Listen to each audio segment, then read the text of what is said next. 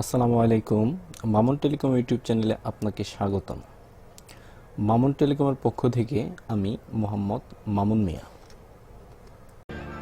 এখন আমরা শিখব কিভাবে কম্পিউটারে কপি কাট পেস্ট করে নতুন জিনিসকে মানে এক জায়গা থেকে আরেক জায়গায় একটি ফাইলকে ট্রান্সফার করা যায়।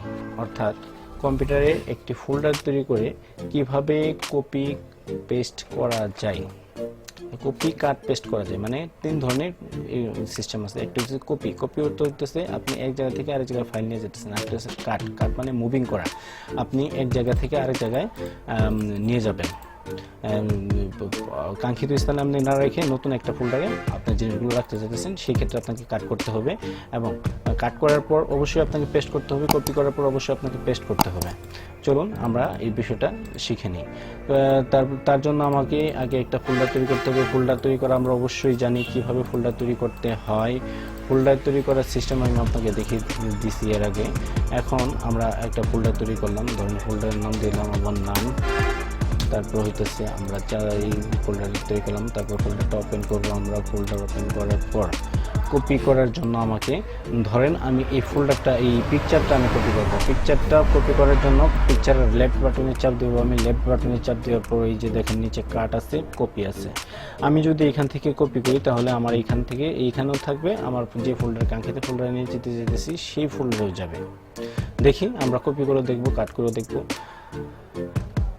প্রথমে আমরা কপি করছি, এই যে কপি অপশন আছে, এই কপি অপশনে চাপ দিলাম। কপি অপশনে চাপ দেওয়ার পর এই জায়গায় আমরা কপিতে চাপ দিলাম, পেস্টে চাপ দিলাম। এই জায়গায় দেখেন ভিউ স্টোর by group by reference customize this folder, তারপর হইতেছে পেস্ট।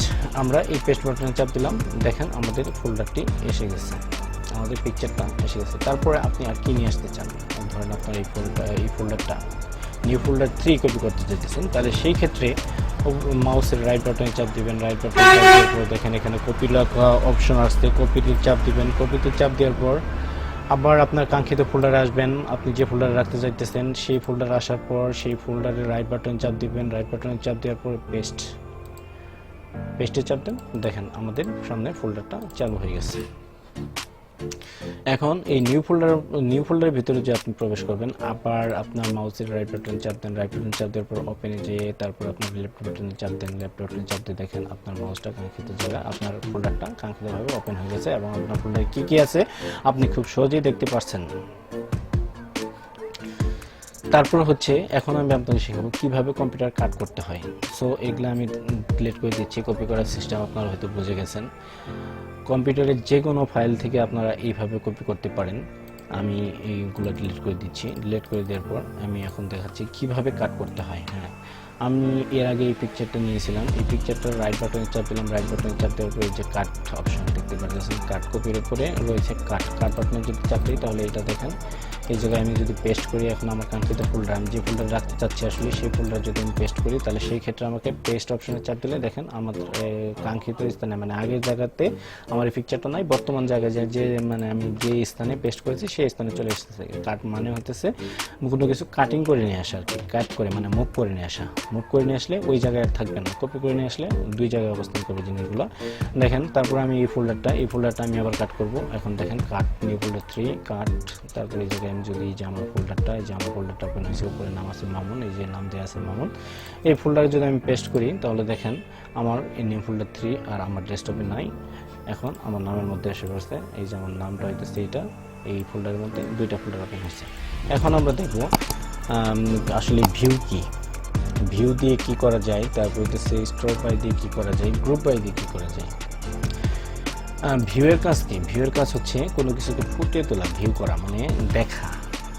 এখন আমার এই ফোল্ডারটা আসলে ভিউতে গেলাম। ভিউতে যাওয়ার পরে এখানে দেখেন অনেকগুলো অপশন আছে, যেমন extra large size, large icon, তারপরে মিডিয়াম আইকন, স্মল আইকন, তারপরে হচ্ছে small icon, list, details, title আর কন্টেন্ট।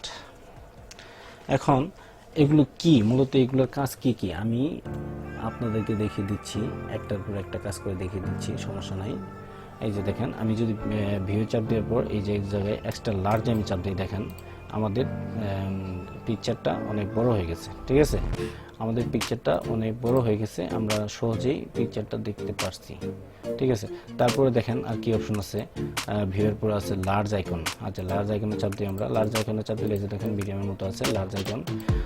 তারপরে হচ্ছে মিডিয়াম আইকন। মিডিয়াম আইকনে চাপ দেওয়ার পর দেখেন মিডিয়াম আকারে হয়ে গেছে। তারপরে হইতেছে স্মল আইকন। স্মল আইকনে চাপ দিলে দেখেন ছোট হয়ে গেছে। তারপরে হইতেছে লিস্ট আইকন। লিস্ট আইকন থেকে লিস্ট আকারে হবে। তারপরে হচ্ছে ডিটেলস। ডিটেলসে দিলে ডিটেলস আসবে। তারপরে হচ্ছে টাইটেল। টাইটেল দিলে টাইটেল অনুসারে আসবে, নাম অনুসারে নাম সম্পূর্ণ আসছে। তারপরে হচ্ছে কন্টেন্ট। কন্টেন্ট আকারে দেওয়া যায়, কন্টেন্ট আকারে দেওয়া যায়, কন্টেন্ট আকারে ব্যবহার করা যায়। দেখবেন এগুলো আপনারা সবগুলো বিস্তারিত দেখবেন, আসলে কোনটা তার ভালো লাগে সেই হিসাবে এই ভিউ করে রাখবেন। ঠিক আছে, আমার কাছে এই সিস্টেমে ভালো লাগে।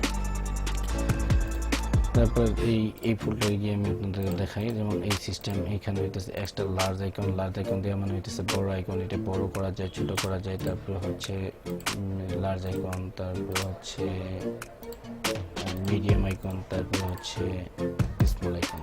বুঝতেই পারছেন আসলে ফোল্ডারটা কিভাবে ওপেন হচ্ছে, আমি বিস্তারিত দেখিয়ে দিচ্ছি।